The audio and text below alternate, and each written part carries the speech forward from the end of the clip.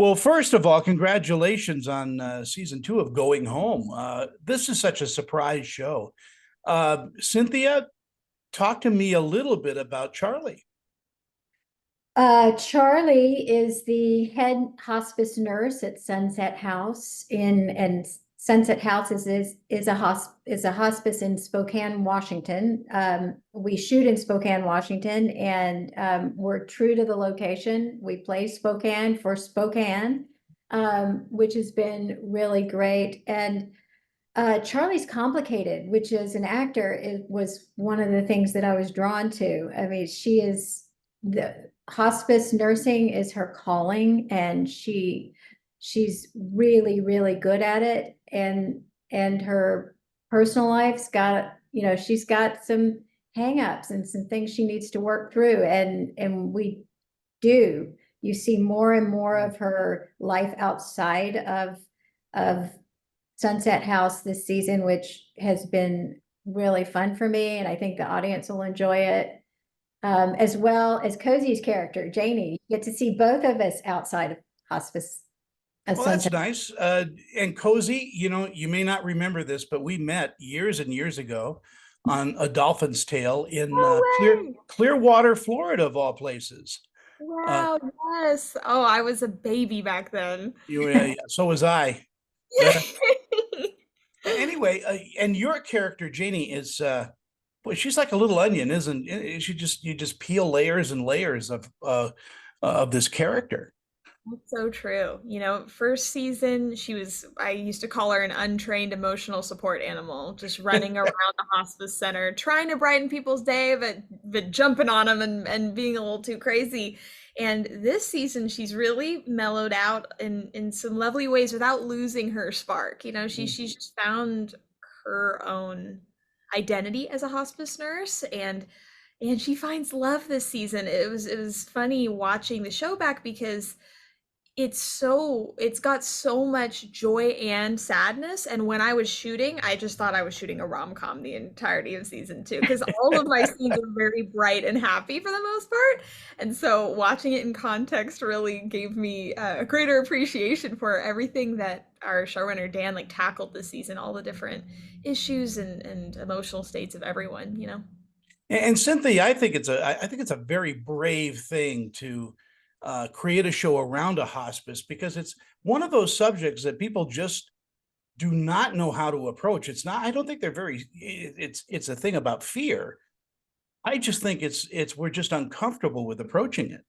Oh, absolutely. I agree with you. I have to give all the credit to our show creator, Dan Merchant, who created this beautiful show that really, I mean, changed my attitude. I didn't know a lot about hospice. I am very fortunate. I hadn't had a lot of death in my family and friends, but the what I learned and continue to learn from this show is that you don't need to be afraid of death, and that it can be a really beautiful process, this process of transitioning. And that's what we say in the show in hospice, that we're helping people transition to what's next. And our job as hospice nurses is to find out what people need. And And Cozy, you might be a little bit too young. Maybe you've caught it on reruns, but this has such a Touched by an Angel feel to it.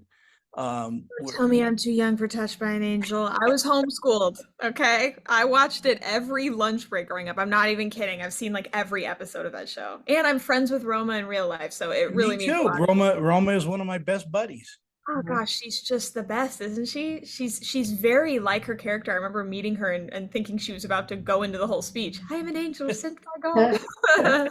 But the episodes are so heartfelt, and it takes the audience.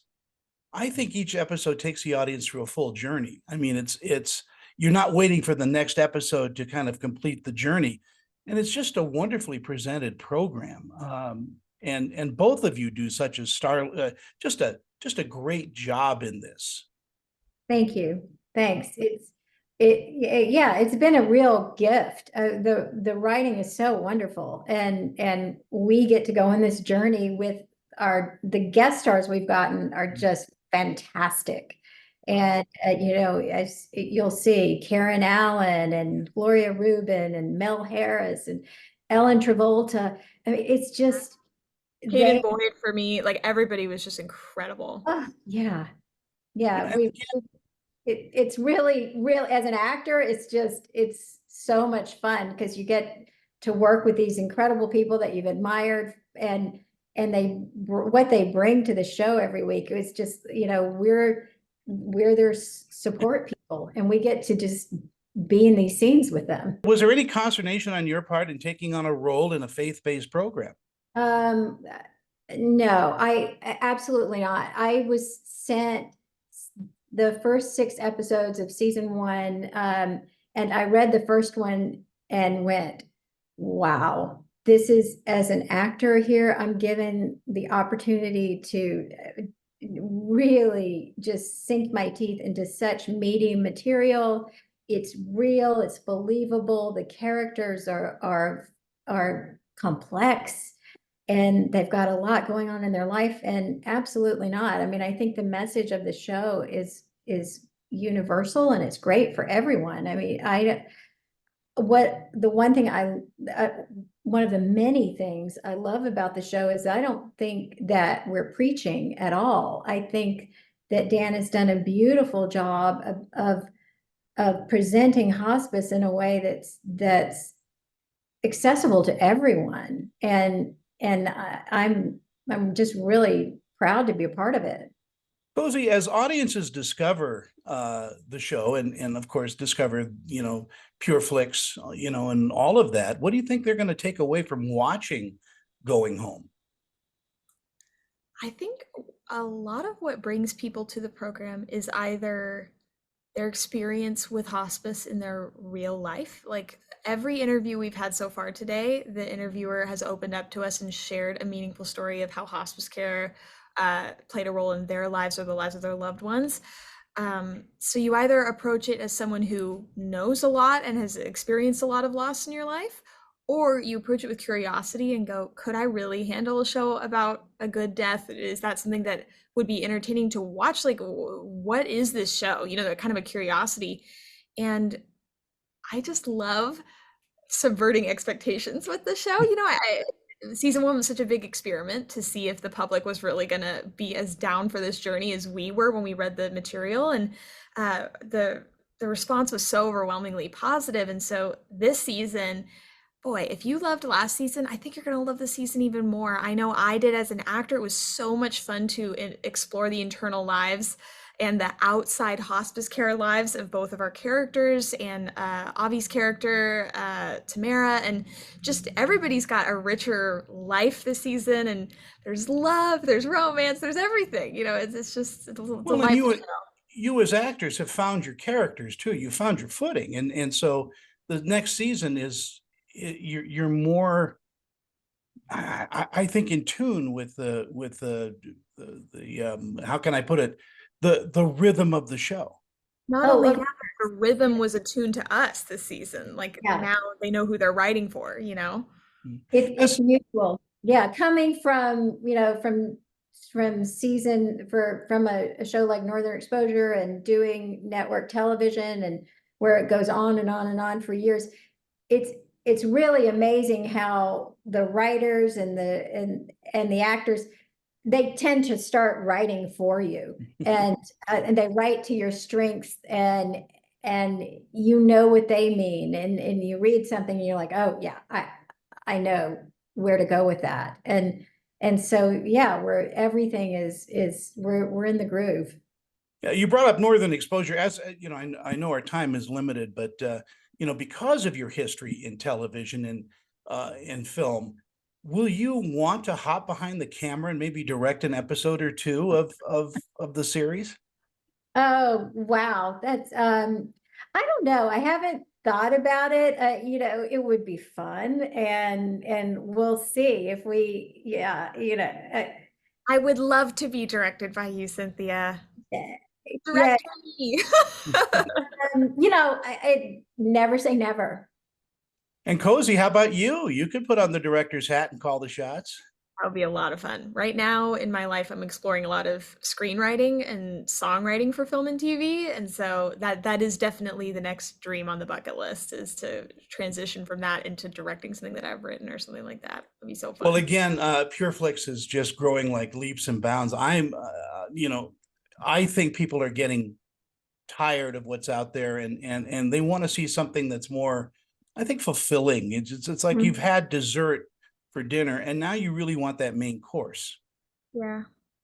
Yeah, I agree. I mean, I find myself looking for programming that you know I can that's more positive. I just feel like a lot of the programming out there is, you know, it's dark and violent and negative, and there's certainly a place for that. I mean, but I need a break from that sometimes. Well, and that's why You'll come to our show about death and you'll get the break, but really you will. Like it's really, that's the whole surprise of going home.